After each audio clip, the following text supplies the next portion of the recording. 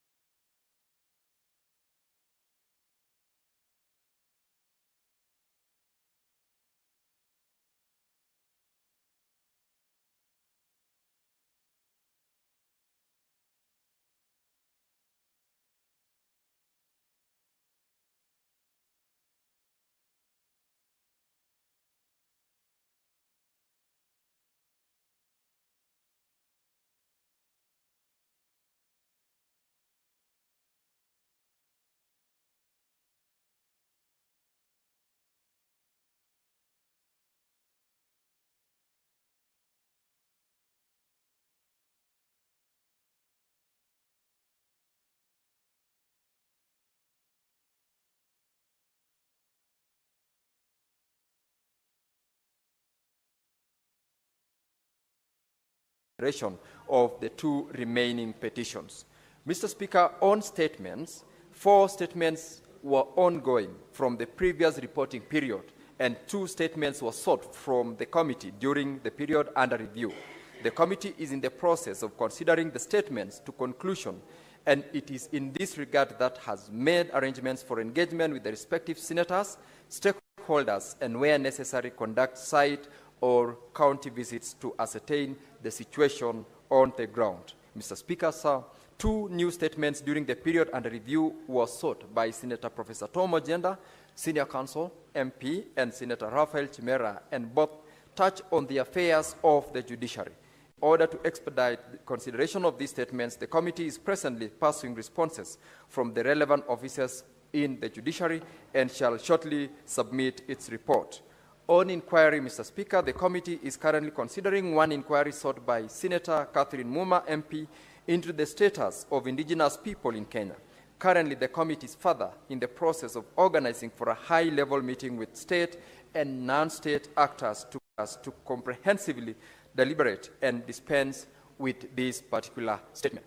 Mr. Speaker, on consideration of other legislative business before the committee, during the period under review, the committee also considered other additional legislative businesses which have been reported. Firstly, Mr. Speaker, the committee concluded consideration of sessional paper number 3 of 2023 on the Kenya policy on public participation, which is key in Parliament's role of meaningful and adequate stakeholder and public engagement that enriches the legislation enacted. Secondly, the Honorable Speaker, the committee is also in the process of considering the status of implementation of the resolution of the Senate of 24th of July 2024 and has already engaged with relevant institutions such as the Ethics and Anti-Corruption Commission to follow up on measures taken to tackle corruption in the counties.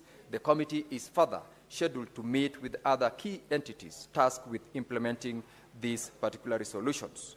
With engagement with other external stakeholders, Mr. Speaker, during this period under review, the committee also met with external stakeholders, among them the Kenyans in Diaspora Technical Working Group, and considered legislative proposals aimed at bolstering and participation of Kenyans in diaspora in the general elections. This meeting will inform committee recommendations to legislative amendments which are coming in due course. And lastly, Mr. Speaker, in conclusion, I wish to thank your office and that of the Clerk of the Senate for the continuous support accorded to the committee in undertaking its work. Lastly, I also wish to thank the members of the committee for their commitment and in contributions during the committee activities and sittings.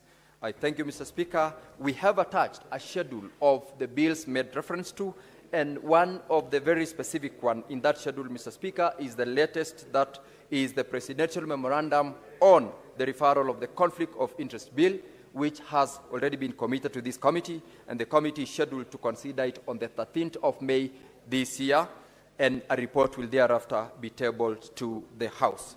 Secondly, Mr. Speaker, I have another second statement.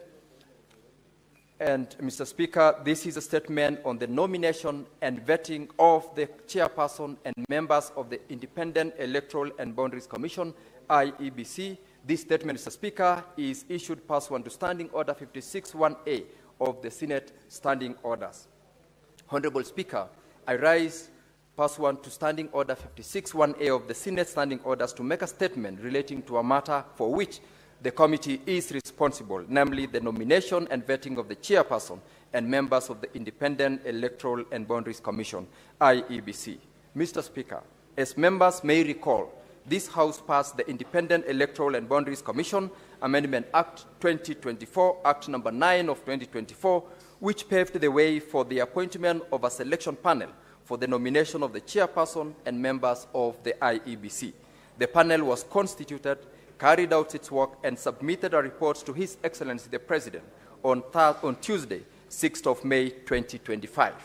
Subsequently, Mr. Speaker, on the 9th of May 2025, His Excellency the President submitted the names of the nominees for the position of chairpersons and members of the IEBC to Parliament for vetting and approval to enable their formal appointment and swearing in. I take this opportunity, Mr. Speaker, to commend the chairperson, members, and secretariat of the selection panel that worked diligently to ensure that it delivered on its mandate of identifying and recommending persons for appointment as chairperson and members of the Independent Electoral and Boundaries Commission.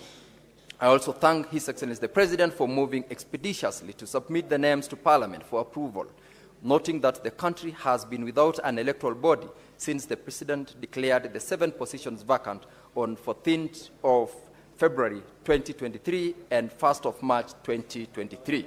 Mr. Speaker, the nomination, vetting, and approval of chairperson and members of the IEBC is governed by Article 250 of the Constitution, Section 5 of the IEBC Act, and Section 3 and 8 of the Public Appointments Parliamentary Approval Act, Cap 7F. Under these provisions, Honorable Speaker, the National Assembly is mandated to consider the suitability of the nominees and to either approve or reject the nominees for appointment to the respective offices.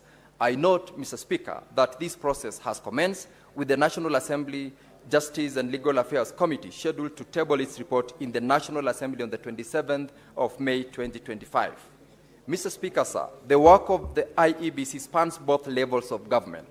In particular, the election of county governors and members of county assemblies, as well as the delimitation of electoral boundaries and matters that affect the counties and their governments. Therefore, as a Senate Justice, Legal Affairs and Human Rights Committee, we take a keen interest in the process for the nomination and appointment of the IEBC commissioners.